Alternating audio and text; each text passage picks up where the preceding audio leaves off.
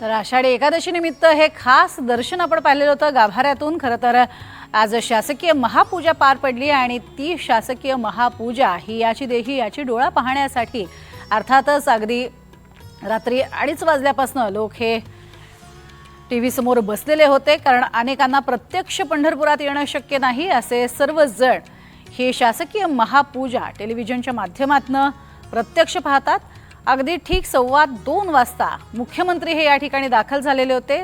सपत्नीक पूजा त्यांनी सुरू केली आणि त्यानंतर हा संपूर्ण अनुपम्य सोहळा हा याची डोळा पाहता आला। ते यावेळेला बाबासाहेब माने आणि प्रभावती माने हे दाम्पत्य जे आहे ते सुद्धा मानाचे वारकरी ठरले। धाराशिवचे हे वारकरी आणि शेतकरी कुटुंबातील आहेत।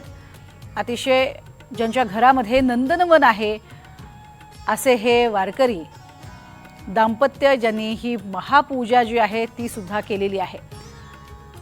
ही महापूजा पार पडत असताना आजचा पोशाखही खास आहे, कारण मुख्यमंत्र्यांनी दिलेला हा पोशाख बनारसी सिल्कचा वापर करून तयार करण्यात आलेला हा खास पोशाख आहे।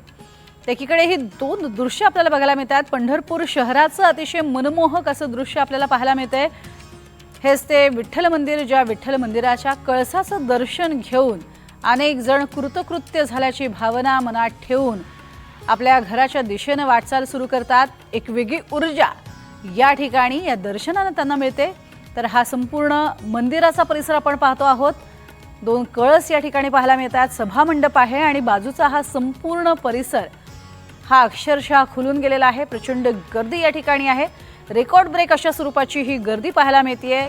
खरं तर गेल्या काही वर्षात आपण पाहिलं होतं 10 लाखांपर्यंत, अगदी 11 लाख 12 लाखांपर्यंत वारकरी हे दाखल होत असत। यावर्षी मात्र 15 लाखांपर्यंत वारकरी हे पंढरपुरामध्ये दाखल झालेले आहेत आणि प्रचंड मोठ्या प्रमाणात भक्तांचा जनसमुदाय, जनसागर हा लोटलेला पाहायला मिळतोय। चंद्रभागेचा तीर आणि या चंद्रभागेच्या तीरावरती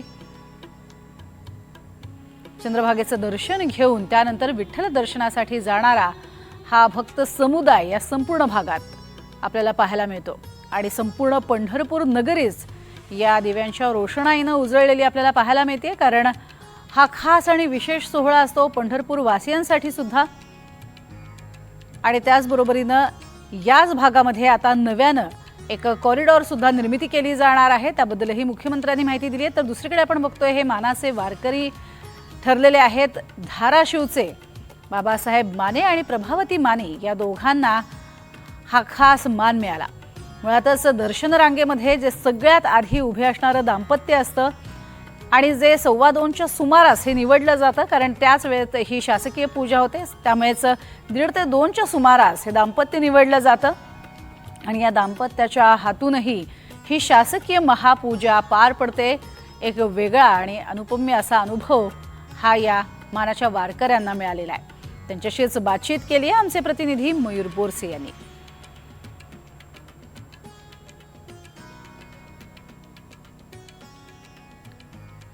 यंदाच्या आषाढीची शासकीय महापूजा मुख्यमंत्र्यांच्या हस्ते सपत्नीक पार पडली आहे आणि यंदाच्या मानाच्या वारकऱ्याचा बहुमान मिळाला आहे। ते धाराशिव जिल्ह्यातल्या कळंब तालुक्यातल्या गौरगावचे रहिवासी बाबासाहेब माने आणि त्यांच्या पत्नी प्रभावती माने। किती तास उभं राहावं लागलं आणि वाटलं होतं का, असं कधी विचार केला होता? एकला उभा राहिलेला हो, अंदाजे एकला, रात्रीच्या बारीला एकला उभा राहिलेला हो। अचानक तुम्हाला कळलं मुख्यमंत्र्यांसोबत तुम्हाला उभं राहायचं आहे? अचानक ते म्हणजे जशी हीच कडकडती ते कुणाच्याच लक्षात नसते, पण कडकडल्यावरच चमकल्यावरच समजते।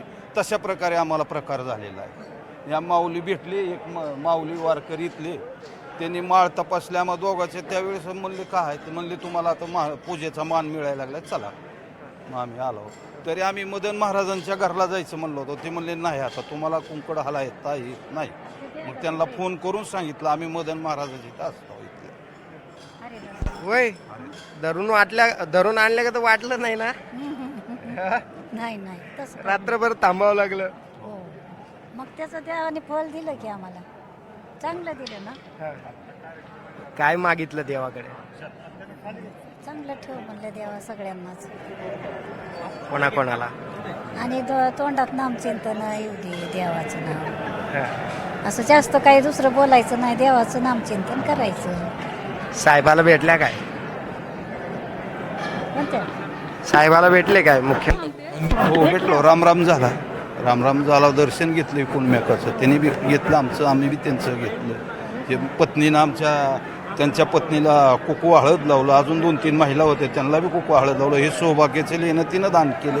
किती वर्ष झाले चालू आहे हे सगळं? 20 वर्ष झाली. 20 वर्ष.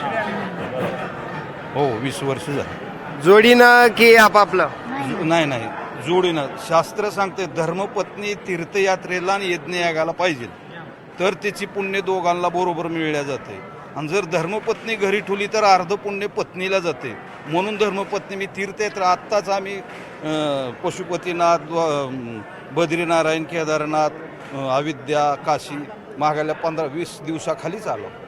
बापरे, एवढं आल्याबरोबरच इकडं आलो आम्ही. फक्त शेतातली पेरणी केली 5 दिवसात.